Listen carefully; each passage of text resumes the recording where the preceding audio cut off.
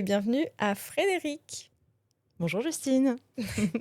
Bienvenue sur cet épisode de Naissance insulaire. Alors aujourd'hui, on te reçoit pour parler de ton parcours de parentalité et surtout de tes petites jumelles qui ont maintenant 19 mois et qui sont nées à Sydney parce que vous avez vécu pendant pendant ta grossesse, le syndrome transfuseur-transfusé. Mais Exactement. on va en reparler plus tard. Est-ce que déjà tu peux te présenter, s'il te plaît? Oui. Alors bonjour à tous. Moi c'est Frédéric. J'ai 34 ans. Je suis professeure de philosophie au lycée Jules Garnier. Et voilà, je suis originaire de Nouvelle-Calédonie. J'ai grandi ici. Toute ma famille est ici. Et je suis là, oui, du coup, pour parler de cette grossesse particulière qu'on a eue. Plein de rebondissements. Alors, il faut savoir que là, on est toutes les deux mamans de jumeaux sur le canapé. Donc ça, Mm. c'est Oui, un beau point commun. un beau point commun. Voilà. Beaucoup de fatigue en commun. Oui. Tes jumelles, comment elles sont arrivées dans votre vie? Alors déjà, c'était une grossesse qui était désirée. Ça faisait quelque temps qu'on était en essai bébé. Et en fait, elle est arrivée vraiment d'une manière hyper particulière. Parce que en fait, ce qui s'est passé, c'est que on a juste avant d'apprendre que j'étais enceinte de jumelles, j'avais fait 2 fausses couches, juste juste avant. Et donc une première fausse couche, donc c'était une grossesse qu'on appelle angulaire. Donc c'est-à-dire en fait la grossesse, donc ça sort enfin le fœtus sort de la trompe. L'ovule? L'ovule, pardon, elle sort de... Désolée pour le terme Ce serait scientifique. un petit peu trop un fœtus dans la trompe. Ouais, je suis pas encore bien au fait des termes là. Et donc en fait, il sort donc de la trompe et en fait, il vient se loger vraiment dans l'angle de l'utérus, entre l'utérus et les trompes, dans l'angle en fait, donc pas du tout à l'endroit où il est censé Là où être. en fait la trompe rejoint l'utérus. Exactement. Mm. Donc il est dans l'utérus, mais il est vraiment dans cet angle là où il peut pas bien se développer. Donc en fait, ce qui a été difficile avec cette grossesse, c'est qu'elle était viable. On entendait le cœur, c'était une vraie grossesse. Malheureusement, elle comportait quand même des risques pour ma santé et pour son bon développement. Donc en fait, avec mon gynécologue, on avait décidé de l'interrompre. Donc on a dû faire une interruption de grossesse. Voilà, ce qu'on appelle une IVG du coup. Et donc c'est vrai que moralement, c'est un peu difficile quand on est en essai bébé. Et que ça nous arrive, c'est super difficile, quoi. C'était ta première grossesse? Et oui, c'était ma première grossesse. Et t'avais mis longtemps avant de tomber enceinte? Non, pas longtemps du tout, justement. Vraiment, à partir du moment où on a décidé d'engager le processus, c'est, je sais pas, peut-être 3 mois plus tard, 2-3 cycles plus tard. Donc voilà, donc psychologiquement, vraiment, ça nous a mis un coup au moral, surtout qu'en fait, on avait fait les choses comme on pensait qu'on devait faire, quoi. C'est-à-dire qu'on avait annoncé la grossesse à nos familles, on avait commencé à se projeter, on n'avait vraiment pas du tout imaginé que ça pouvait un jour s'arrêter. Et comme ça, en fait, c'est brutal et il n'y a rien qui nous y prépare. Donc, moralement, c'était très compliqué. Ensuite, j'ai eu une seconde grossesse où j'ai de nouveau fait une fausse couche. Mais alors là, c'était un œuf clair, c'est-à-dire un œuf qui n'avait pas été fécondé. Alors, en fait, l'œuf clair, il a été fécondé, mais il s'est pas développé. Voilà, c'est ça. Voilà. Donc, du coup, pour le coup, la grossesse n'était pas viable du tout. Enfin, voilà, il n'y avait aucune possibilité que ça se développe. Donc là, pareil, intervention de volontaire de grossesse. Et donc, voilà, c'était difficile. Une période vraiment difficile. Donc, vraiment, le contexte dans lequel on a eu les petites, ça a été un contexte éprouvant mentalement. Où voilà, moi j'étais engagée je me posais beaucoup de questions sur ma fertilité, sur mon corps, sur sur ma capacité en fait à parvenir un jour à avoir un enfant. Et donc c'était une période de grande remise en question, de doute. Je pleurais beaucoup, je me questionnais beaucoup, j'étais très stressée. Donc forcément, c'est pas très bon de concevoir normal, enfin on sait que normalement, quand on essaie de concevoir, ça doit être dans des dispositions d'esprit qui sont quand même hyper sereines et saines. Et là, c'était pas le cas. Et finalement, en fait, j'ai pas eu le temps d'avoir de retrouver un cycle normal. Parce que du coup, moi, j'attendais mes règles, j'attendais d'avoir un cycle normal. Et d'ailleurs, je fais une petite parenthèse, mais à ce moment-là, donc moi, j'étais en plein questionnement. Je pensais faire des tests, voir des tests de fertilité et tout, etc. Et mon gynécologue, qui est mon gynécologue, ouais, lui, il était super confiant. Il était vraiment, enfin, il avait vraiment, il me disait vraiment, je sais que tu vas y arriver, je sais que ça va le faire, qu'il n'y a pas de problème et tout. Et en fait, il a été vraiment exceptionnel, en fait. Vraiment un super suivi. Donc, bon, bah voilà, donc on attendait ce nouveau cycle, en fait. Et nouveau cycle qui n'est jamais arrivé, c'est-à-dire qu'en fait, j'ai pas eu mes règles du tout pendant longtemps. Et en fait, j'ai senti donc qu'il y avait quelque chose qui se tramait. J'ai attendu un petit peu et finalement, j'ai fait un premier test de grossesse, que j'ai voulu confirmer par une prise de sang. Et finalement, j'ai contacté mon gynéco et on a fait une échographie et ce jour-là, on a découvert, La l'im surprise! l'impensable. Et c'était trop rigolo et enfin, c'était un moment, vraiment, enfin, je pense que tu vois de quoi je parle, Ouais. quoi. C'est, tu t'attends pas, quoi, à ce qui va t'arriver. Et donc en fait, ouais, on a fait cet écho et on a vu deux petits points là, se balader, et en fait, ça a été vraiment une immense surprise, quoi. Bah oui. Incroyable, Et tu mais compris tout de suite qu'il y en avait 2 quand tu l'as vu à l'échographie ou c'est lui qui te l'a dit? ouais, c'est lui qui me l'a dit, en fait, parce que bon, déjà, nous, il avait une tête où il fronçait un peu les sourcils comme ça en regardant, l'échographie, donc je me suis dit: «Oh là là, c'est bon, il y a un problème et Mmh. tout». Donc j'ose lui poser la question, «Il y a un problème?»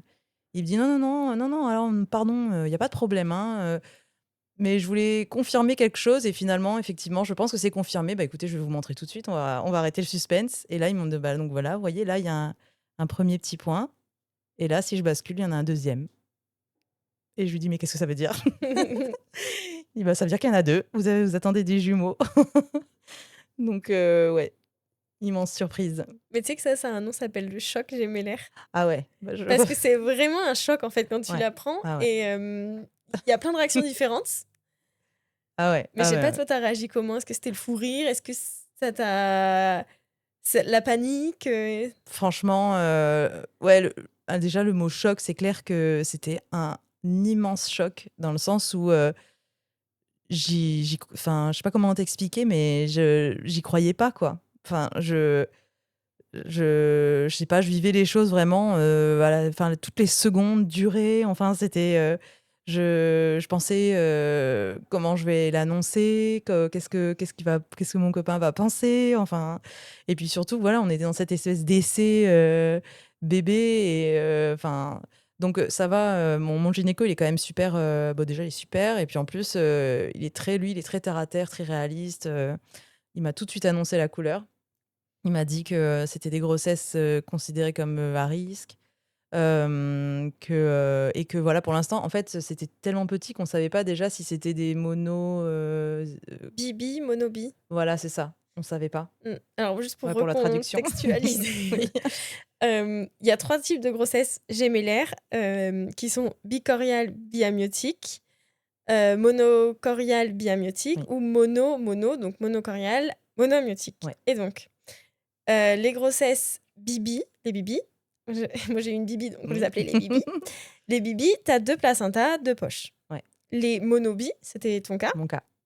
tu as, 1 seul placenta et 2 poches. Ouais. Et les mono, c'est extrêmement rare, Mmh. mais du coup, tu as 1 seul placenta et 1 seule poche pour les 2 bébés. Ouais. Et donc, toi, dans ton cas, on pouvait pas dès le début, on peut pas encore savoir si c'est des grossesses, mono-bi ou bi-bi Oui, mais on savait que ou c'était pas des bibis. tu savais dès le début que c'était pas des bibis? Ouais, parce qu'ils voyaient pas Ah, ils voyaient pas le petit espace entre les placentas? ouais, voilà, donc ils C'est savaient ça? que ce serait des monos. OK, mais tu savais pas si c'était mono-mono ou mono-bi? Voilà, c'est ça. OK. Ouais, c'est ça. Et donc, ouais, Oui, parce que tu étais quand même assez avancée, en fait, quand tu as fait l'écho. bah, du coup, j'étais un peu avancée. Je me souviens plus exactement parce que ça remonte tellement, mais j'étais quand même déjà, ouais, un petit peu avancée. Mmh. Ouais. Donc, on voyait quand même, mais on attendait de voir une membrane, Oui. donc pour savoir si c'était donc des mono ou mono-bi. Mmh. Voilà. Et en fait, cette membrane, on l'a vue pas très longtemps après, en fait, on l'a vue peut-être, je dirais peut-être 3 semaines plus tard. Et là, on savait que c'était des monos biamniotiques. Donc, Voilà. qui partageaient pas le même liquide amniotique, mais qu'ils étaient dans la même poche, séparés d'une membrane, en gros. Oui, en fait, ils ont un seul placenta. Voilà, ils ont un seul placenta. Ouais, Voilà. c'est Et ça. donc, en fait, Mais ils sont 2 reliés au poches. même placenta, Oui, mais la poche est séparée. c'est ça. Voilà. Voilà. Voilà. Et donc, ils ont pas le même liquide amniotique. Ouais, Oui. voilà. Bah, ça, on l'a su 3 semaines plus tard, en Ouais, ce gros. qui est quand même une bonne nouvelle, parce Oui, que c'est des grossesses qui sont moins à risque que les mono-mono, ouais, c'est ça. qui sont des grossesses extrêmement Risqué, ouais. risquées. Bah, Ouais. c'est ce qu'il me disait. Oui, il me disait, il vaut mieux que ce soit ça plutôt que ça. Et en plus, oui, il me disait, les corps, enfin, j'entendais, voilà, que je lui demandais quels sont les risques. Et donc, il me disait, bah, là, il parlait des mono, quoi, en gros. Il me disait, bah, les risques, le risque principal, c'est les cordons qui s'en mêlent, des choses comme ça. Donc, en fait, je redoutais, enfin, je me disais, j'espère qu'on va découvrir que ça reste des billes amniotiques. Et finalement, c'est ça qui s'est passé. Et Mhm. enfin, il m'avait dit, donc, c'est une grossesse à risque.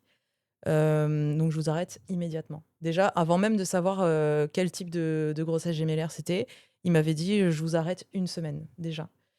Oui, donc en fait, les grossesses mono-bi, donc c'est forcément des jumeaux monozygotes. Ouais, En fait, dans les bibi, ça peut être dizygote ou monozygote, mais à partir du moment où tu as un mono, donc mono-mono ou mono-bi, c'est forcément des jumeaux identiques, en fait. oui, c'est ça. Voilà. Donc toi, Mmh. tu savais que tu allais avoir des jumeaux identiques Oui, et que c'était dans une grossesse à risque. oui. Et donc, quels sont les risques justement de cette grossesse? Est-ce qu'il t'a expliqué? Ben, ce jour-là, c'est un petit peu flou, je t'avoue. Je me souviens plus bien. Mais je pense quand même être quasiment sûre que le STT, j'étais pas au courant à ce moment-là. En fait, j'entendais, enfin donc STT, c'est, je précise, le syndrome transfuseur-transfusé, ce qu'on a eu nous pendant notre grossesse là. Et en fait, mais il m'avait quand même dit, je crois qu'il m'avait dit des choses du style, quand ils partagent le même placenta, il y en a un qui peut prendre plus que l'autre. En gros, un truc Mmh. comme ça, quoi. Et donc, voilà, j'étais au courant de ces risques-là. Il m'avait dit: «C'est des grossesses à risque, voilà, je vais être extrêmement vigilant, on va vraiment surveiller». Et il m'avait dit aussi juste à partir d'un certain terme, que c'était plus lui qui se chargeait de la grossesse, que c'était le Medipol qui prenait le relais, quoi, en fait. Donc je savais que, voilà, la grossesse serait compliquée, mais je savais pas à quel point. Et donc bah, finalement, j'ai été arrêtée. Et par la suite, en fait, on a découvert que j'avais un placenta prévia. Donc en fait, c'est un placenta qui s'est mal, positionné. Et Qui est positionné sur le col de l'utérus. voilà, c'est ça, il rebouche le col, Il en est fait. tout en bas, ouais. Il est tout en bas et Il en recouvre fait, le col de l'utérus. c'est ça. Et en fait, il doit monter un petit peu, si je me souviens bien. Il doit, en fait, en gros, il doit grossir avec l'utérus et il doit se positionner un peu plus haut, en fait, en gros. Et nous, il bouchait, enfin, il était tout en bas.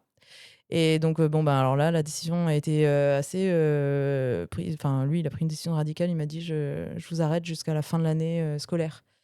Et repos, total à la maison. Donc c'était pas un alitement non plus, mais c'était vraiment un repos total. Je pouvais quasiment rien faire, quoi. Et en attendant que le placenta, enfin, on décide, parce qu'on savait pas aussi, on sait jamais si ça va revenir à la normale ou pas. Et en fait, du coup, il m'a arrêtée. Oui, en fait, c'est-à-dire qu'au fur et à mesure que l'utérus grandit Oui. avec, dans ton cas, les bébés et le placenta, Mmh. en fait, le placenta peut remonter. Parce qu'en Ouais. fait, voilà, ça grossit, donc Oui. En fait, ça c'est pas peut qu'il remonter. remonte. Ouais. Mais parfois, non, en fait, le placenta prévia, c'est pour ça que ça se surveille et C'est que... ça. Enfin, après, je suis pas gynécologue, je suis pas médecin. Mmh.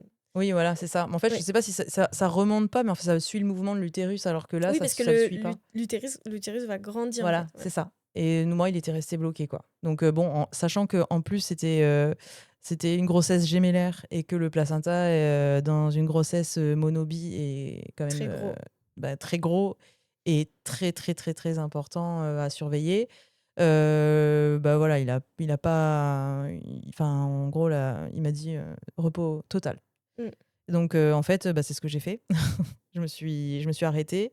Là, ça a été un petit peu difficile parce que j'étais en plein milieu d'une année scolaire. Donc en fait, je suis prof en terminale, donc c'était un peu difficile, c'était difficile de réaliser, en fait, que la grossesse était à ce point à risque, parce qu'en plus, ben, voilà, je suis prof en terminale, donc mes élèves passent le bac. Enfin, il y avait tout un tas d'émotions quand même à ce moment-là, qui prennent un peu le dessus. Et donc finalement, je me suis rangée derrière son avis, bien sûr. On s'est arrêté et je suis restée au repos total pendant 4 mois et demi. 4 mois et demi. Mmh. Et j'habitais chez mes parents en plus à ce moment-là parce qu'il y avait des travaux chez moi. Donc en fait, j'étais au repos chez mes parents. Voilà. Ils étaient aux petits soins pour toi? Et ils étaient aux petits soins. Ouais, parfait. Et c'est vrai qu'on a vite fait un petit saut dans le temps, mais Oui. est-ce que enfin, du coup, comment tu l'as appris à tes proches, la grossesse gémellaire? Ouais. Parce que c'est vrai que souvent on dit Mmh, grossesse gémellaire, grossesse patho et on mmh. rentre vite dans le Oui, patho, ouais. mais c'est aussi une super nouvelle. Bien sûr, Est-ce que oui. ton chéri était avec toi déjà à l'échographie? Non, il était pas avec moi ce jour-là, il était pas avec moi. Donc tu as dû rentrer lui dire? Oui. Et le trajet en voiture, je t'avoue que c'était, c'était rigolo parce que vraiment je me disais: «Comment je lui annonce, quoi?» Et donc en fait, donc il était à la maison, donc il me dit: «Alors, comment ça s'est passé?» Et je lui dis: «Bah, écoute, ça s'est bien passé, je suis bien enceinte, mais il y a une petite particularité». Et Petite. une toute petite, une légère, et donc je lui dis: «Bah, il y en a 2». En fait, il pensait que je lui faisais une blague. Il pensait que je mentais, quoi, et que c'était faux. Et en fait, j'ai dû le convaincre que c'était vrai.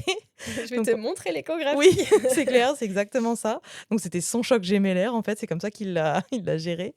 Et bon, en fait, après tout de suite, bien sûr, il y a beaucoup de questions qui viennent, mais voilà, on était heureux, quoi. On était Mmh. on était vraiment heureux, mais heureux, je dirais, dans un sens, super particulier, quoi. Donc c'est vraiment quelque chose que, tu sais, enfin, tu avoir un enfant, tu te projettes avec un enfant, mais là, enfin, tout est chamboulé, quoi. Mmh. Absolument tout, tous tes projets, toutes tes idées, tout, enfin, tout est chamboulé. Donc après, et l'annonce aux proches, pareil, quoi, c'était tout le monde est choqué, en fait, quoi. Toi, tu es choqué en premier, mais tout le monde est choqué en même temps. Et non, ouais, franchement, super beau moment, quoi. Super beau moment, l'annonce, c'était super, Bah, c'est grave. tellement joyeux de se dire que, bah, en fait, non, j'ai pas une vie en moi, j'en ai 2. Ah ouais, c'est Mmh. clair. Ah ouais, ouais.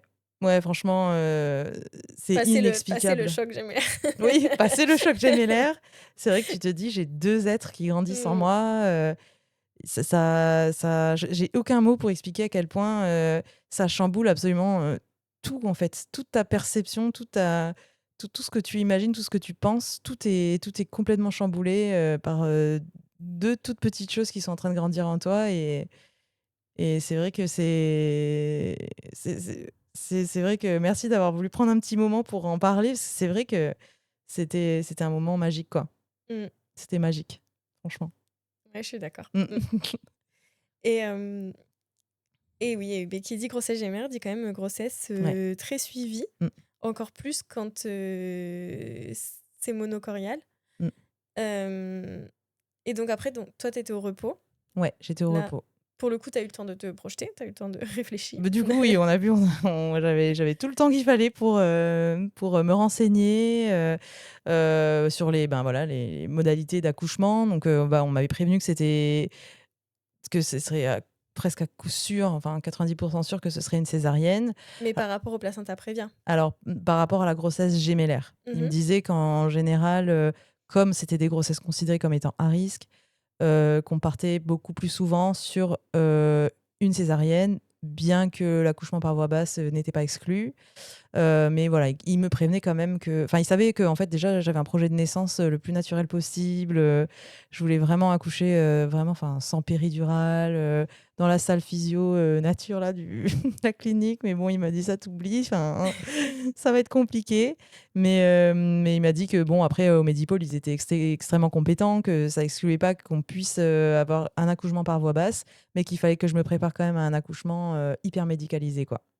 Donc voilà, c'était plutôt sur cet aspect-là, ce repos, où je me préparais beaucoup à ça, en fait, à cet accouchement dont il fallait aussi que je fasse le deuil d'une certaine manière.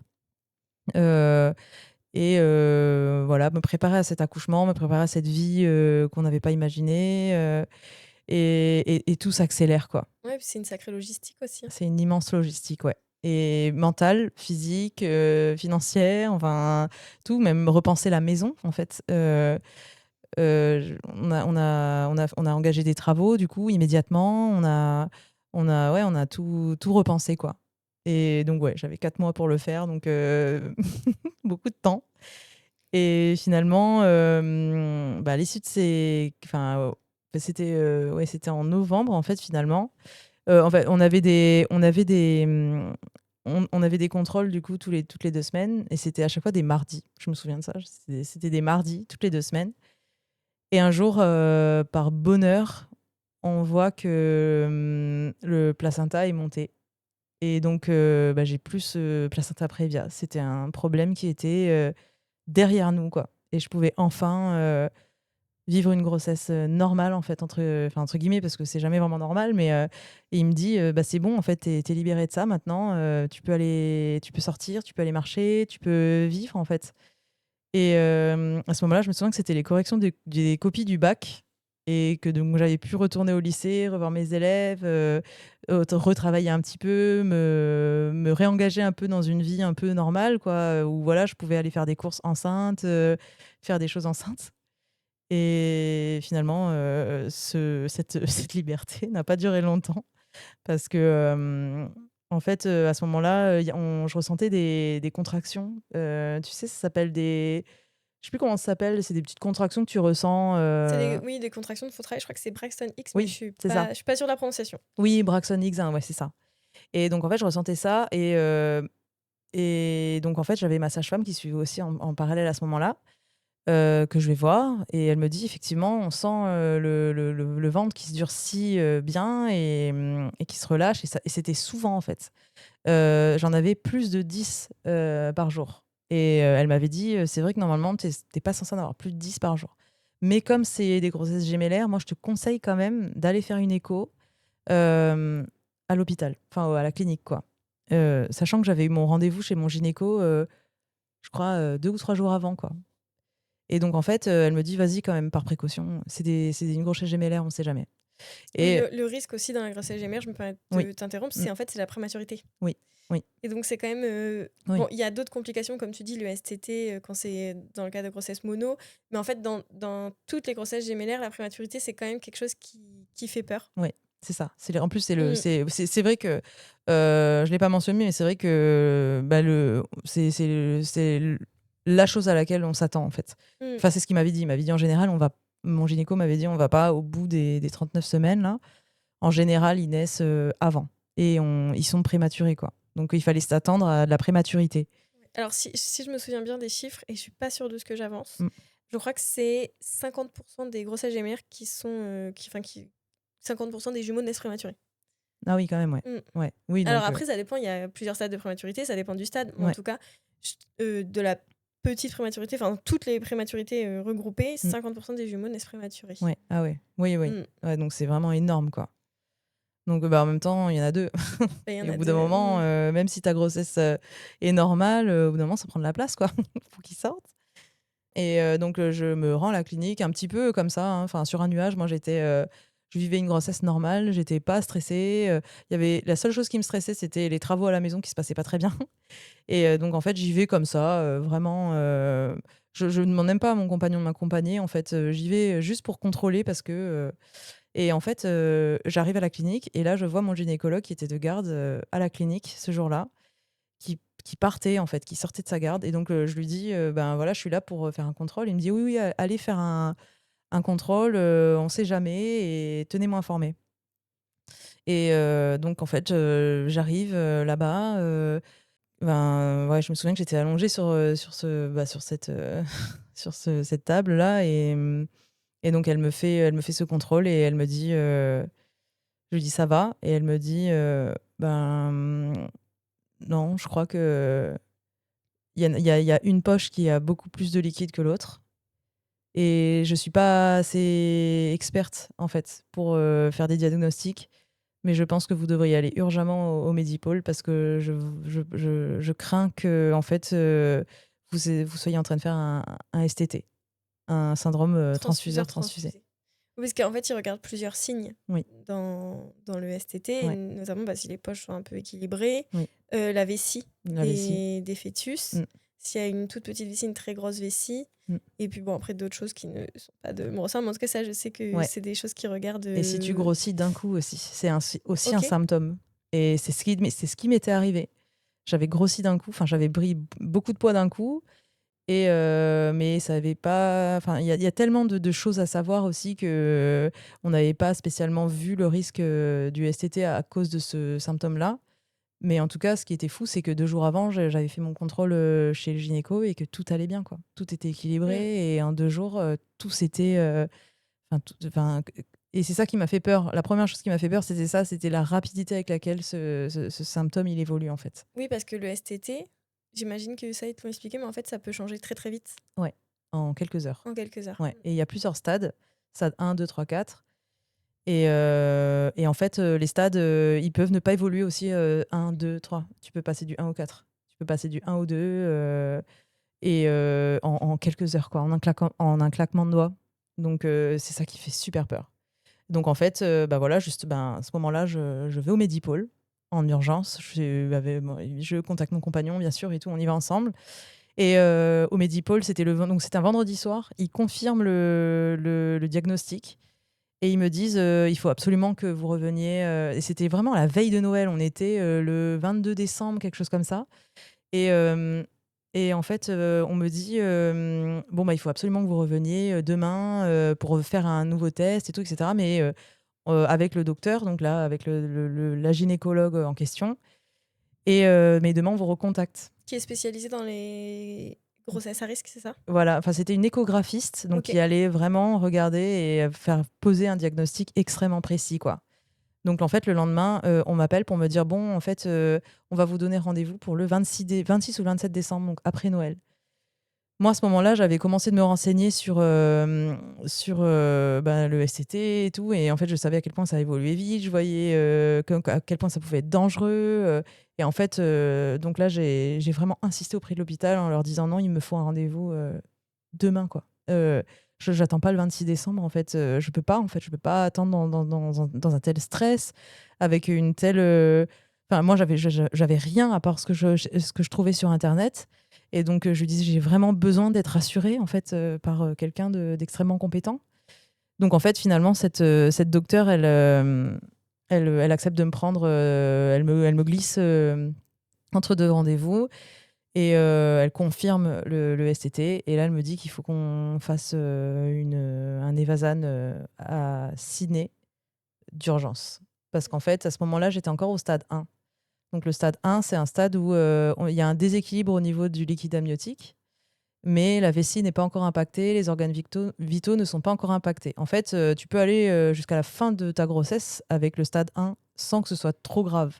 C'est juste que, comme ça dégénère très vite, et que le Medipôle ne pouvait pas prendre en charge à partir du stade 2, elle conseillait de partir immédiatement, quoi.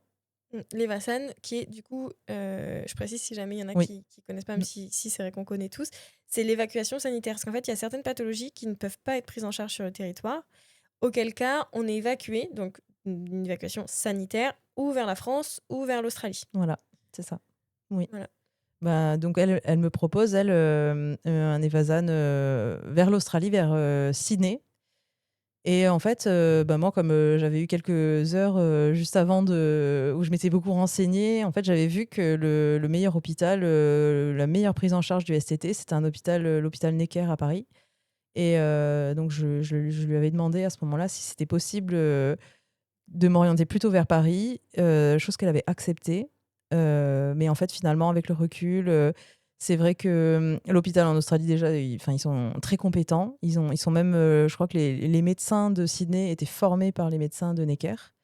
Et c'était quand même la proximité de l'Australie, le fait que ma famille puisse venir me voir, que mon compagnon puisse beaucoup plus facilement venir. En fait, finalement, on a choisi Sydney. Oui, parce que c'est ça aussi la particularité de l'Evasan, c'est que là, tu étais à 20...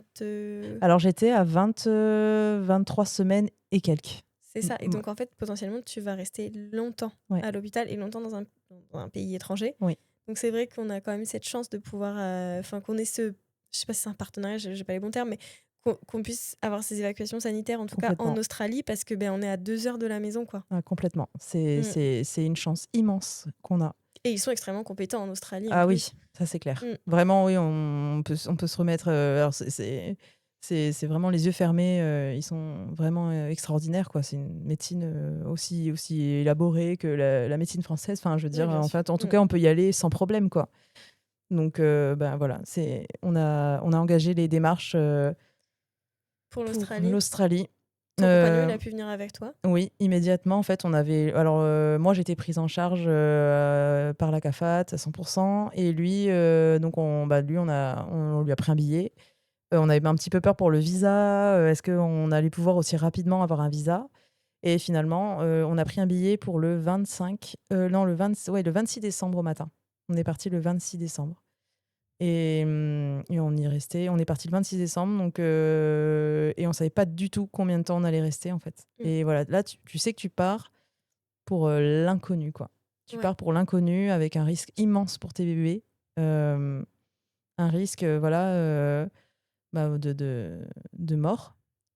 Donc avec cette épée de Damoclès au-dessus de la tête, et tu pars sans savoir Avec comment. combien de bébés tu vas rentrer? Ouais. Mm. Si tes bébés vont bien, parce que tu sais que chaque seconde compte. Si ça va aller, si ça va aller pour elle, si ça va aller pour moi aussi, comment on va s'organiser. Enfin, tu pars à l'inconnu, quoi. Et alors là, vraiment, c'est le mot difficile. Et enfin, c'était un moment vraiment intense en émotion, intense pour tout, quoi. Mm. Surtout quand ben, tu sais qu'il y a la vie en toi et que tu peux rien faire. Enfin, tu peux rien faire, en fait. Tu peux pas. Tu fais tout pour. Enfin, t'as déjà ton instinct de maman, t'es déjà maman, et tu te dis que là, en fait, tu dois t'en remettre à la vie, quoi, parce que tu n'as absolument rien en toi pour les protéger, quoi, à part les aimer, espérer. Euh, voilà. Donc c'est vrai que c'est très très difficile à vivre. Et voilà, aujourd'hui, avec tout ce qu'on a vécu, voilà, je remercie tout ce que je peux imaginer, parce que tout s'est finalement super bien passé. Mais à ce moment-là, je me remets dans l'état d'esprit dans lequel j'étais. En fait, ouais, je savais rien. Euh, Mm. C'est dur l'incertitude. c'est hyper dur. Sachant que c'était déjà incertain, une grossesse, c'est déjà incertain, tu sais jamais. Enfin, mais là, c'est vraiment, t'es dans le flou total. Et tu dois, en plus de ça, tu dois assurer, quoi. Tu dois assurer. Tu dois être forte, tu dois être positive, tu dois apporter, enfin voilà, tu dois pas non plus être en stress total. Enfin, tu dois, Oui, puis tu as enfin, quand même, j'imagine, plein de choses à faire au niveau des papiers. Il faut aller à la CAFAT, faire la demande mm, d'évacuation sanitaire. Il ouais, faut ensuite que tu ailles dans un pays étranger. Il y a mm, une autre langue. ouais, Euh, Toi, du coup, tu étais à l'hôpital, mais ouais. il a fallu peut-être trouver un hébergement pour ton Bah, compagnon. bah justement, en fait, bon déjà, à ce propos, la CAFAT, ils sont vraiment extraordinaires, hyper réactifs. Enfin, c'est un service spécial, hein, dédié les Vasanes. Donc ils ont vraiment leur petite équipe ici en Calédonie et à Sydney aussi. Ils ont un bureau là-bas. Et en fait, ils prennent absolument tout en charge, quoi. Moi, j'étais à l'hôpital, donc au Medipôle, là. Il y a quelqu'un qui vient, qui te demande juste: est-ce que vous pouvez m'apporter votre passeport? Et il te gère tout de A à Z. Tu ne fais absolument rien. Donc, effectivement, pour mon compagnon, c'est nous qui avons géré, mais nous, on avait un billet d'avion à prendre et un visa. Et pour le reste, ils ont tout fait. Donc, tu arrives là-bas, donc bah, tu prends ton vol, tu arrives là-bas, tu es accueilli par un agent CAFAT. Donc, tu en as plusieurs, des agents qui viennent régulièrement te voir, c'est presque quotidien. Ils viennent te voir tous les jours à l'hôpital, donc ils sont là pour t'aider, pour que ce soit sur tous les plans possibles et imaginables. Si tu as besoin de parler, si tu as besoin d'être épaulé, si tu as besoin de traducteurs avec les médecins, ils sont vraiment extrêmement présents. Et Tu as une voiture qui t'attend à l'aéroport, avec un agent qui vient, qui t'aide, qui t'installe. Enfin, c'est vraiment, si quelqu'un du service Evazan m'écoute, vraiment merci pour cette magnifique prise en charge parce qu'on a une chance immense, en fait. Et des gens extrêmement compétents et ouverts et gentils. Et vraiment, on a de la chance, quoi, pour ça.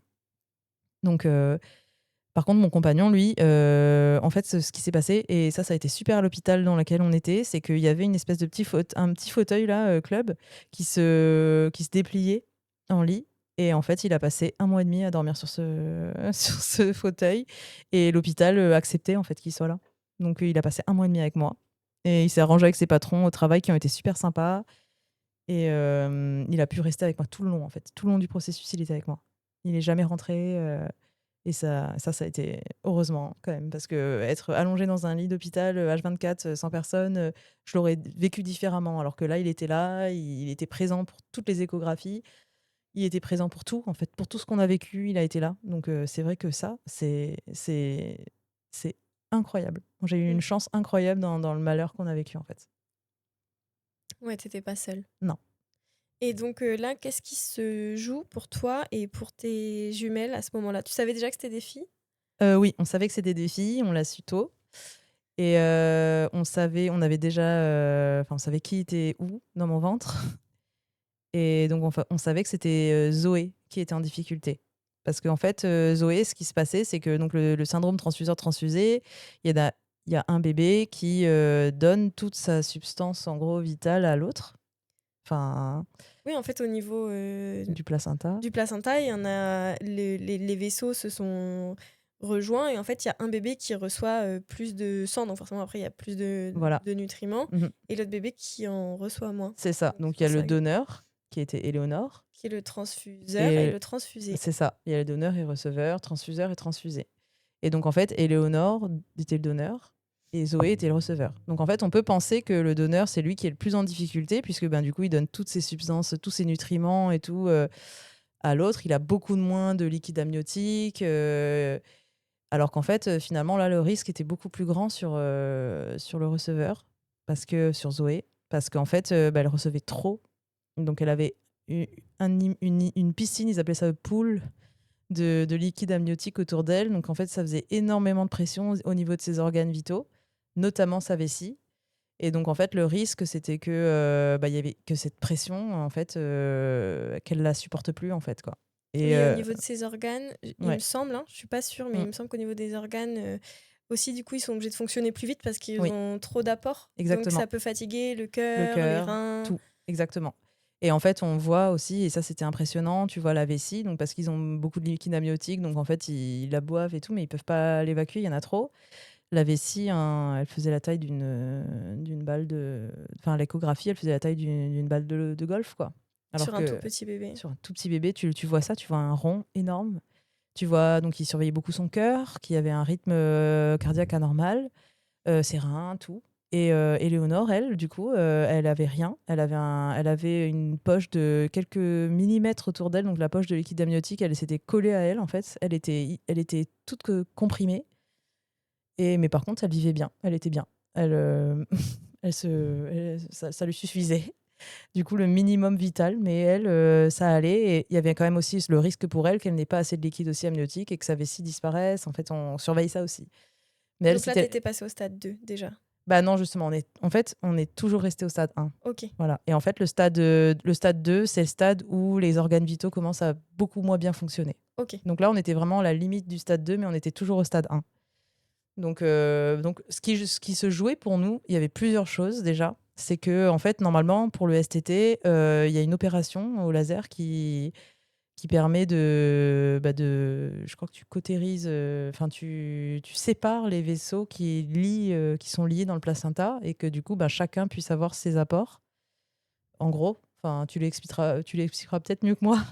Je suis vraiment pas médecin. Oui, mais Mais oui, je crois que c'est ça. ouais, Enfin, oui, après, c'est in utero, donc voilà, c'est ça. c'est ça qui est impressionnant. Ouais, Et que c'est une sacrée technologie. ouais, au laser. Et au laser, Mm, voilà, et ils viennent couper les vaisseaux qui se sont reliés, c'est ça. cautérisés en fait. Ouais. Ils viennent les cautériser, exactement. Avec Donc le après, du laser. coup, chacun retrouve des apports mais Cette opération, elle comporte des gros risques, notamment voilà, le risque de mort in utero, le risque que ça rate, tout ça. Mais moi, en fait, j'étais à un stade trop avancé de la grossesse, c'est-à-dire que je crois que tu vas jusqu'à la 24e semaine pour avoir tu peux faire cette opération jusqu'à la 24e semaine, et j'étais à 24 semaines. Donc je suis arrivée en Australie. En fait, on m'avait dit, il y aura peut-être une opération laser, on ne sait pas, et tout, etc. Et quand je suis arrivée à Sydney, ils m'ont dit non, c'est fini. La grossesse est trop avancée, le risque est trop grand. On ne peut pas prendre ce risque-là. Donc maintenant, en fait, il n'y a plus qu'à attendre. Il faut attendre. Et attendre, c'est tout. Donc en fait, tous les jours, on avait une échographie et on attendait de passer des stades. Donc en fait, on attendait, le premier stade, c'était la 26e semaine. Le deuxième stade, c'était la 28e semaine. Et ensuite, on se mettait une semaine, et on attend, on attend.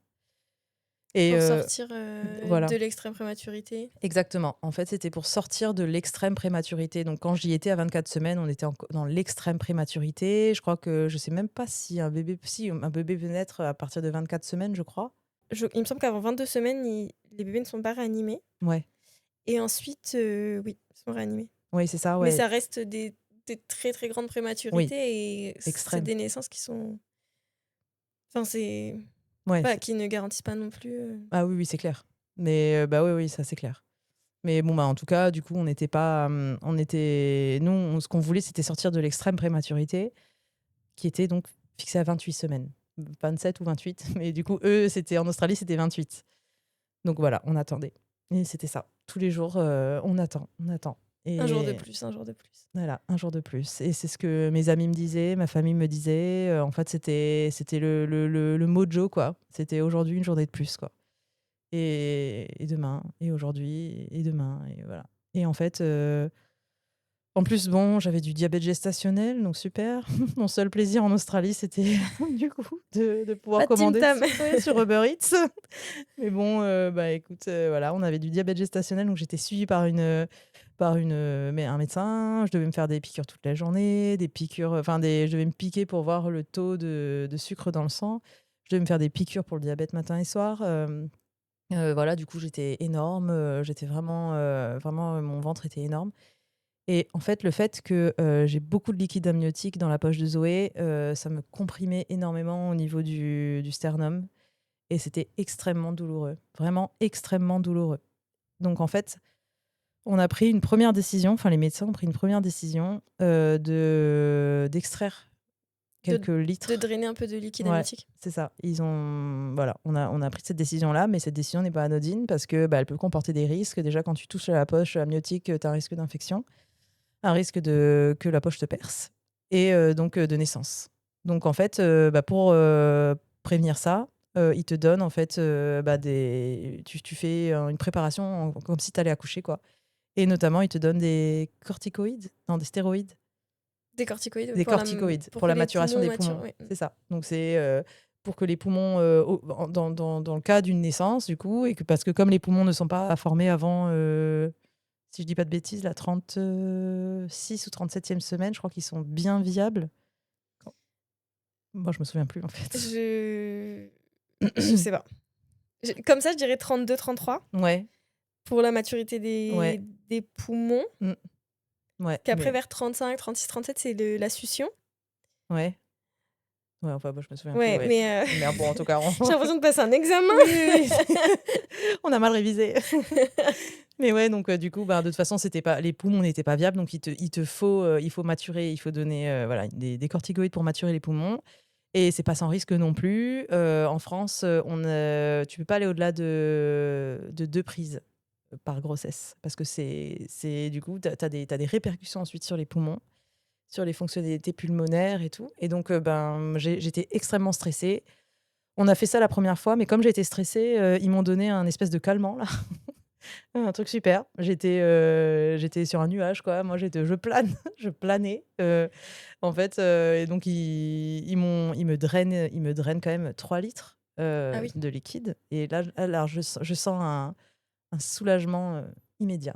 Mais alors là, mon ventre dégonfle, c'était, je renais, je revis et surtout je sens aussi que ma fille ça se passe mieux, parce que, ben, voilà, elle peut mieux bouger. Parce que là, elle avait trop de liquide, donc c'était difficile pour elle et tout. Donc là, ses fonctions vitales peuvent reprendre un peu plus, sainement, donc en fait, c'est super et en plus, je il me donne ce calmant, donc je plane total et je suis stone, vraiment grâce à ce truc-là et c'est vrai que c'était bien parce que ça m'a vraiment aidé à le vivre super bien, quoi.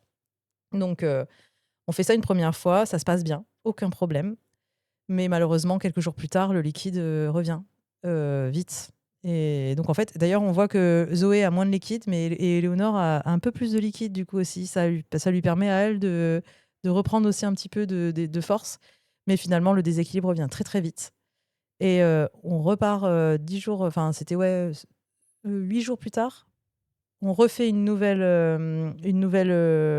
intervention et pareil, qui quelques jours plus tard, le liquide revient, en fait. Donc en fait, le déséquilibre se réinstalle vite. Voilà.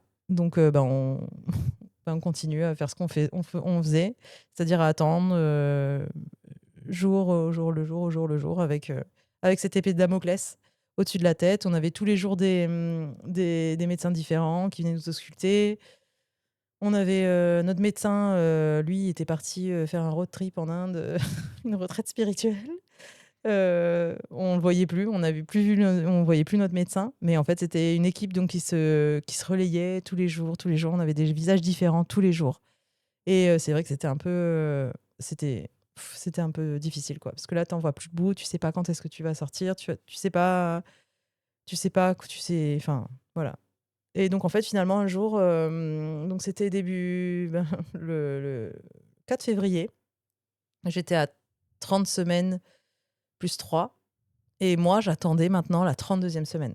Je me disais, 32e semaine, donc 7 mois de grossesse, je vais sortir enfin, on serait toujours, grand prématuré, mais quand même 32 semaines, on passe un cap, j'attendais cette 32e semaine avec impatience et mon médecin aussi. On s'était dit: «Bon, maintenant, on se fixe le cap des 32 semaines». Donc en fait, à 30 semaines plus 5, c'était un dimanche, le 4 février. Je suis à nouveau, auscultée par, une échographiste qui, était pas très expérimentée. Elle, c'était une toute jeune, et donc elle était un peu stressée de cette situation et pour elle, elle voit une anomalie. Elle voit que ça a changé et en fait, on observait le moindre changement, c'est-à-dire le minime, le changement le plus minime, les médecins avaient décidé d'intervenir, quoi. Donc en fait, pour elle, elle perçoit un changement et elle dit: «Je pense qu'il y a un changement, il y a quelque chose qui va pas». Donc j'alerte, le médecin et le médecin, en fait, en gros, ils étaient alertes, quoi. Il y avait il m'apprend que, dans l'équipe médicale, ils étaient divisés. Il y avait lui et moi aussi qui voulaient attendre le plus longtemps possible et une autre partie de l'équipe qui voulait m'accoucher pour éviter tout risque, en fait. Et donc en fait, ils attendaient vraiment le moins de changements pour, déclencher un accouchement et donc c'est ce qui s'est passé. Il m'a dit: «Il vaut mieux, déclencher, maintenant tout de suite, l'accouchement d'urgence parce que, OK, moi j'ai pas l'impression que ça a vraiment changé, mais dans le doute, on peut plus attendre. Maintenant on est sortis, on est à 30 semaines. Les filles vont bien aller, elles vont être bien prises en charge ici en néonat», enfin voilà, il me rassure et tout. Et donc en fait, finalement le 6 février, on a programmé une césarienne donc et voilà, les filles sont arrivées, par césarienne, qu'on a considérée comme une césarienne, semi-urgente et voilà, on a on a mis fin à tout ce parcours, médical, enfin, cette grossesse, on y a mis fin comme ça. Oui, parce qu'ensuite, il y a la néonate. Parce qu'ensuite, ouais, la phase 2, la néonate. Mmh. Ouais, donc voilà. Donc là, elles naissent, elles pèsent combien? Elles naissent, elles font, 1,5 kg. Chacune? Ouais, 1,5 kg. Donc elles sont toutes petites. C'est des toutes petites crevettes. Elles sont toutes rouges, parce que il y a c'est un bon signe d'ailleurs qu'elles soient rouges parce que ça veut dire que le sang irrigue bien, enfin, mais c'est quand même impressionnant à voir, quoi. Pareil, hein, c'est des images que tu n'as pas. Enfin, toi, tu penses que tu vas accoucher d'un bébé comme ça et tu penses pas qu'il sera comme ça. Elles ont besoin d'une assistance médicale quand on quand elles naissent, tout de suite, elles sont placées sous respirateur, elles sont intubées. Et voilà, donc c'était le début de notre long parcours, quoi. Elles avaient d'abord un respirateur qui les aidait à respirer. Une sonde nasogastrique, j'imagine, En son, oui, c'est ça, une sonde nasogastrique. En pour fait, s'alimenter. c'est ça, pour s'alimenter.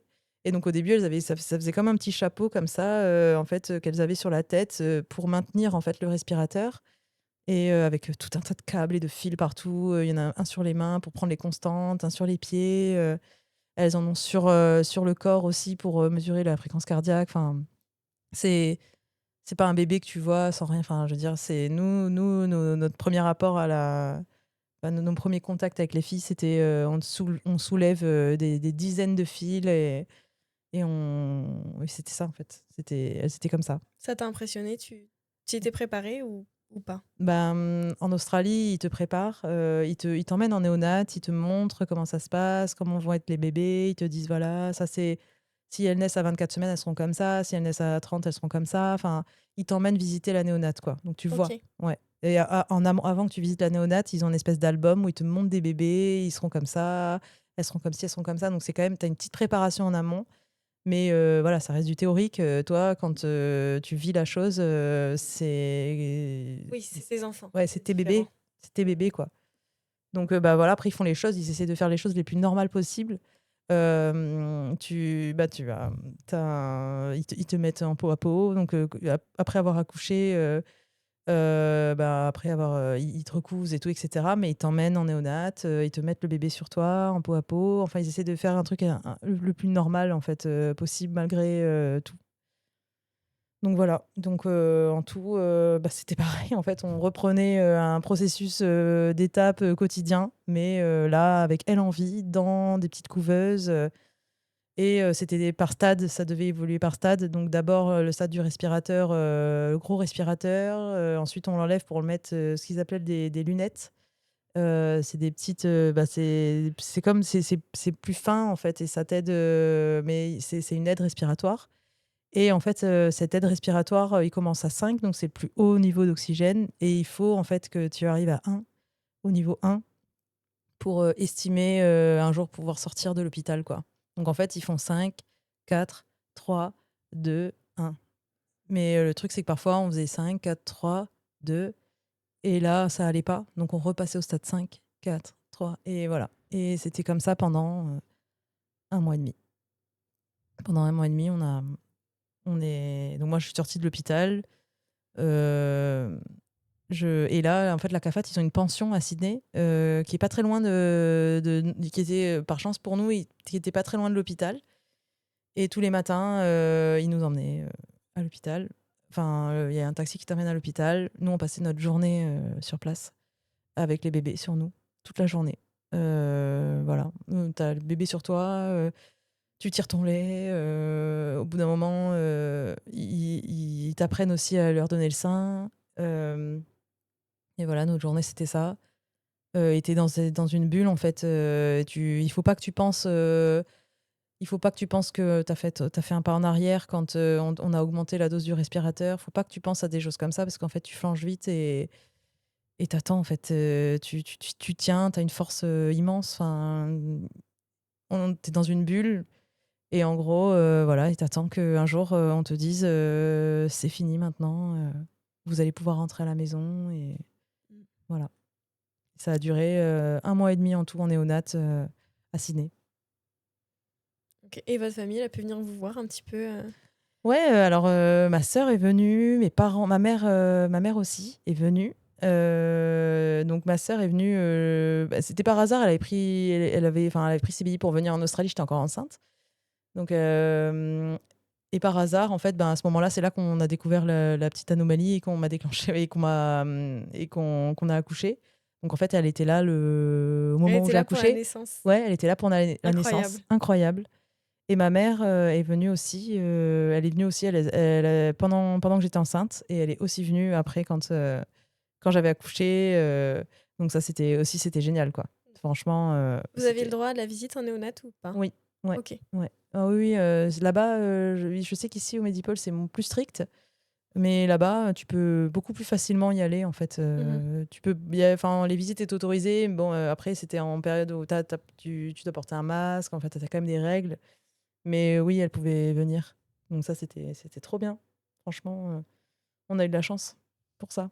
Et ouais, le fait qu'on habite à 2 heures, qu'on habite à 2 heures d'avion, ça a facilité les choses, quoi. Parce que c'est vrai que si on avait été à Paris, ça aurait été plus difficile. Ouais, puis les billets, c'est pas le même prix non plus. C'est ça. Mmh. Personne n'aurait pu venir, en fait. Donc finalement, c'était en fait, tout voilà, quand tu prends du recul, plus tard, quand tu regardes, tout ça, tu te dis qu'en fait, ça a été un moment super difficile, mais en fait, ça a été un enchaînement de décisions prises, parfois au hasard, parfois sans trop savoir, parfois par la peur et en fait, finalement, tout ça, cumulé et ça a été que les meilleures décisions, quoi. Ça a été que des Mmh. bonnes décisions et j'en suis reconnaissante, aujourd'hui parce que, les filles elles se portent bien, elles sont en bonne santé et heu et voilà.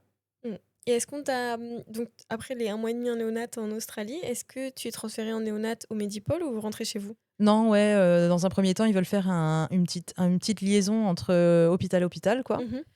pour pas nous amener de toute façon, moi, j'aurais pas pu, je pense, arriver à la maison tout de suite comme ça, c'était pas possible. Donc on a fait une petite transition Medipôle, 1 semaine.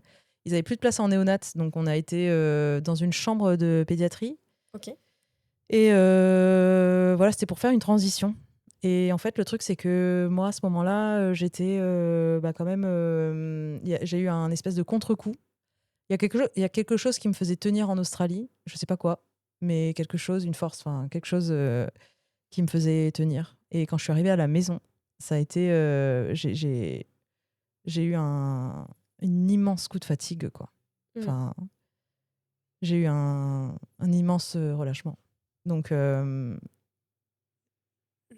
enfin et puis voilà, je pense que un gros coup de la réalité, enfin voilà, j'ouvre un peu les yeux sur tout ce qui nous est arrivé. C'était un peu comme un rêve, enfin comme, voilà, on était dans une espèce de bulle, on était en Australie, on était, voilà, dans une espèce de enfin dans une routine qui était extrêmement difficile, à savoir, voilà, je devais tirer mon lait, toutes les 3 heures, la nuit, le jour, tout le temps, tout le temps, tout le temps. On avait les mêmes horaires le matin, on passait la journée, avec les filles sur nous, on rentrait, en plus, nous, on rentrait, en fait. C'est-à-dire qu'on rentrait à la pension, alors que j'avais qu'une seule envie, c'était de rester, H24 avec elles. Donc c'était hyper difficile pour ça, hyper culpabilisant. Tu laisses tes enfants, avec tous ces câbles et tout ça, tu les laisses, tout seuls la nuit, enfin voilà, c'était enfin vraiment, éprouvant. La néonate, c'est très dur. Mmh. La néonate, c'est vraiment difficile, ouais. D'ailleurs, il y a une asso ici qui s'appelle Nos bébés kangourous. Oui, Je me permets de parler d'elles parce qu'elles font un super ouais. travail pour, toutes ces mamans qui passent par la néonate. Mmh. Parce que psychologiquement, c'est vraiment, quelque chose de particulier la néonate. Ouais. Donc Ah ouais, voilà. c'est ouais. Si vous vivez, de la néonate, n'hésitez pas à appeler l'association de Nos bébés kangourous, ça s'appelle. Parce que Ouais, elles sont extraordinaires. ouais. Ah ouais, je les suivais à distance, elles sont extraordinaires. C'est clair. Et ça, enfin, en tout cas, moi, je l'avais pas ça en Australie. On était juste mon compagnon et moi, avec une pédiatre en néonat qui était exceptionnelle, une Suisse, Angelica, qui était exceptionnelle. Et en fait, mais sinon, on était juste nous, en fait. On était juste nous, dans un environnement anglais. Donc pas la même mentalité, dans un hôpital. Ouais, c'était je pense que c'était le plus difficile, en fait. Mmh. C'était le plus difficile, parce qu'en plus de ça, toi, t'es dans un espèce de façon de penser, enfin, voilà, tu fais la même chose tous les jours et puis tu réfléchis à rien à ce que tu vis, à part à ce que tu fais et voilà, et tu à fond. Donc forcément, quand on est arrivé ici, tout ça c'est parti, enfin ça s'est effondré, quoi. Ça s'est effondré et il y avait beaucoup de choses que je réalisais pas, du type, voilà, moi, mes filles, j'ai toujours été habituée à les voir, mais en même temps à les voir connectées à un ordinateur qui me montre leur constante, leur, saturation en oxygène, leur battement de cœur, Par exemple, quand on leur donnait, quand je leur donnais le sein ou quand elles buvaient, souvent, en fait, les battements de cœur, ralentissaient et la saturation en oxygène, du coup, aussi et comment? Les petits écrans là qui sont reliés à elles, ils sonnaient quoi. Pip, pip, pip, pip et en fait, moi, j'étais habituée à ça. Donc en fait, j'imaginais même pas le jour où un jour on les débrancherait, quoi. Et là, en fait, voilà, par exemple, on m'annonce, qu'on on va enlever ces écrans, quoi. Et en fait, là, je réalise que psychologiquement, j'ai vraiment, vraiment besoin d'aide, quoi. Que que qu'en fait, tout ça, j'y avais pas anticipé et que là, je suis en train de que là, on est en train de me dire, en gros, maintenant, la période hôpital où tes filles, elles sont observées toute la journée, là, maintenant, ça va être terminé et tu vas passer à la maison et ça sera dans un silence total. Tu auras plus aucun écran qui vont montrer leur constante et il y aura que toi et elles, quoi. Enfin, et en fait, j'avais du mal à l'accepter, quoi. Donc, ils m'ont gardé un week-end de plus en néonat dans la salle mère-enfant, là, dans la salle Oui. famille. Enfin, dans Comment la ça s'appelle? chambre, je crois que c'est la chambre mère-enfant. Oui, c'est la Où chambre en fait, c'est mère-enfant. vraiment il y a ta baignoire, ton petit C'est lit. ça, Il y c'est en a ça. qu'une seule au Et il y en a Médipôle en qu'une, plus. ouais, Ouais. ouais. Et puis elle est super agréable d'ailleurs, cette salle. Donc, ben voilà, en fait, on nous a dit, bon, vous Je restez. suis dormi pendant 2 semaines. Oui, Je la connais bien, oui, tous les tu recoins. connais bien cette salle, ouais. Mais enfin, tu comprends ce que je veux dire? T'es dans un hôpital, mais t'es autonome, Oui. donc c'est hyper rassurant. Enfin, moi, en tout cas, avec le parcours qu'on avait eu, où on était à l'hôpital depuis, ben, 3 mois, 1 mois et demi de grossesse, 1 mois et demi, au néonat, voilà, j'avais même pas imaginé le moment où je serais à la maison, quoi. Et donc en fait, finalement, on est resté un week-end dans cette salle, accompagnés par des sages-femmes, par des médecins et tout. Et c'est moi qui ai pris la décision, le dimanche soir, que c'est bon. Voilà, elles nous laissaient le temps qu'il fallait, mais autonome. C'est-à-dire qu'en fait, elles venaient que si on les appelait. Donc vraiment, c'était pour, faire une vraie transition entre la maison et finalement, le dimanche soir, j'ai dit: «Bon, ben, il faut bien qu'un jour on rentre et qu'on commence notre vie, quoi». Donc bah, c'est ce qu'on a fait. Le lundi, c'était en fin mars, on est enfin rentrés à la maison et voilà. Et ça a été, Est-ce que fin mars, c'était leur terme? c'était non, non, leur terme, c'était, fin avril. OK. Mmh, Oui, fin donc en fait, avril. elles étaient encore très petites quand vous Ouais, êtes rentrés. oui. Ouais, c'était toute petite, ouais. Théoriquement, elles devaient même pas être nées, quoi. Donc oui, elles étaient toutes petites, c'était des petites crevettes, elles avaient passé, elles étaient, ouais, presque à 3 kilos, je crois, parce que, ben, du coup, ils mettent le paquet, hein, en néonat, du coup, pour qu'ils ils prennent du poids, vite, avec mon lait. Donc ça a été super aussi parce que j'ai réussi à les allaiter, donc exclusivement, au début, pendant leurs 2 premiers mois et ensuite je faisais aussi du tir-allaitement, et au sein et au biberon, donc mais avec mon lait jusqu'à 6 mois quand même. Donc OK. ça a été, c'était une expérience super difficile, Donc c'est quand même de l'allaitement exclusif, hein? oui, Ouais. oui, tu as raison, oui, pardon, oui, ça reste de l'allaitement exclusif, Mmh. c'est vrai, mais au sein et du tir-allaitement, Ouais. mais oui, exclusivement mon lait. Et en fait, j'avais une baisse de lactation, je pense que c'était aussi très lié au fait que j'étais, quand on est rentré, cette espèce de poids là qui s'est déchargé, au moment où on a posé les pieds, en Calédonie. Et en fait, j'ai jamais réussi à produire, reproduire le lait que j'avais l'habitude de produire là. C'est-à-dire qu'en Australie, je surproduisais quoi, j'avais énormément de lait et là, j'en avais plus. Donc il Donc fallait que tu tires pour être sûre des apports qu'elles avaient, les filles, c'est c'est ça? ça, ouais, donc beaucoup en fait. Tu vois, elles étaient, au sein et je tirais pour, stimuler, OK. la lactation. Enfin, en tout cas, c'est ce qu'on m'avait conseillé de faire et j'avais rien. Et en fait, c'était un cercle vicieux. J'étais super déprimée, de pas pouvoir leur donner cet apport-là parce que enfin, assez, en tout cas. Et puis, en fait, elles, leurs besoins grandissaient et moi, et je suivais plus.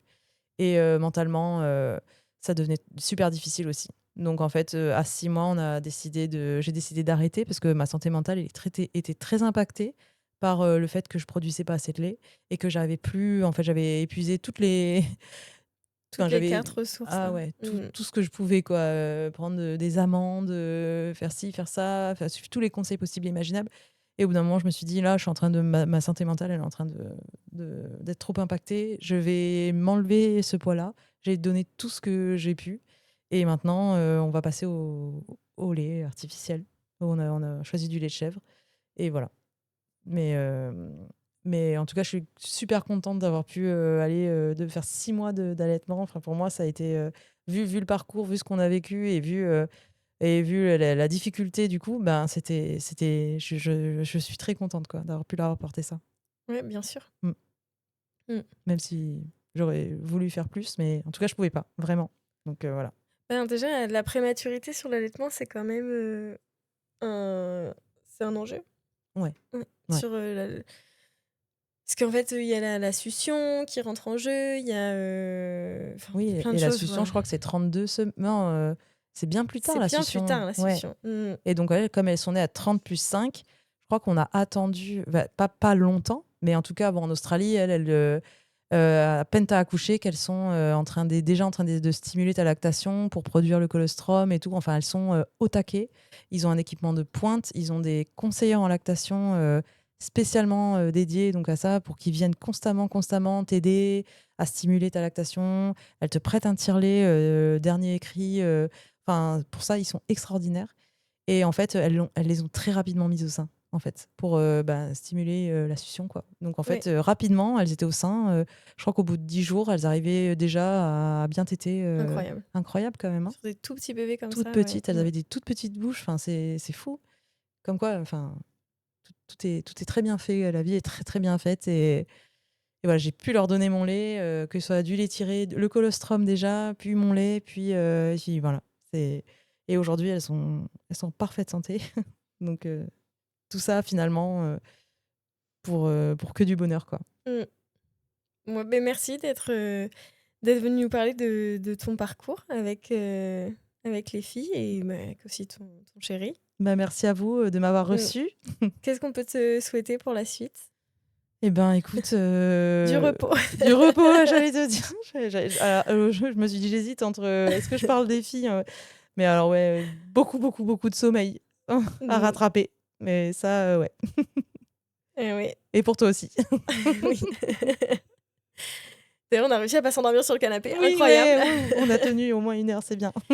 Et nous, en fin d'épisode, on laisse un petit message pour les enfants de nos invités. Donc, est-ce que tu veux laisser un petit message pour tes filles? Oui. Bah alors, je vous souhaite, mes filles, de grandir le plus librement possible, de grandir sereines et je vous souhaite d'être les plus heureuses, surtout. Et voilà, je serai toujours fière de vous. Je vous aimerai toute ma vie. Je ferai tout, toujours tout pour que vous soyez les plus heureuses et les plus libres possibles. Voilà. Beau message. Merci Frédéric. Merci les filles.